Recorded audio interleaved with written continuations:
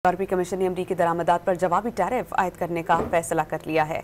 अमरीकी अशिया पर 28 अरब डॉलर तक महसूलात आयद किए जाएंगे। अमरीका से दरामद कपड़ों, लकड़ी और सफाई की अशिया पर टैरिफ लगाया जाएगा। यूरोपीय कमीशन के मुताबिक अमरीका पर टैरिफ आयद करने की हतमी मंजूरी आज दिए जाने का इम्कान है। यूरोपीय कमीशन ने अमरीकी दरामदात पर जवाबी टैरिफ आयद करने का फैसला कर लिया है। अमरीकी अशिया पर 28 अरब डॉलर तक महसूलात आयद किए जाएंगे। अमरीका से दरामद कपड़ों, लकड़ी और सफाई की अशिया पर टैरिफ लगाया जाएगा। यूरोपीय कमीशन के मुताबिक अमरीका पर टैरिफ आयद करने की हतमी मंजूरी आज दिए जाने का इम्कान है। यूरोपीय कमीशन ने अमरीकी दरामदात पर जवाबी टैरिफ आयद करने का फैसला कर लिया है। अमरीकी अशिया पर 28 अरब डॉलर तक महसूलात आयद किए जाएंगे। अमरीका से दरामद कपड़ों, लकड़ी और सफाई की अशिया पर टैरिफ लगाया जाएगा। यूरोपीय कमीशन के मुताबिक अमरीका पर टैरिफ आयद करने की हतमी मंजूरी आज दिए जाने का इम्कान है।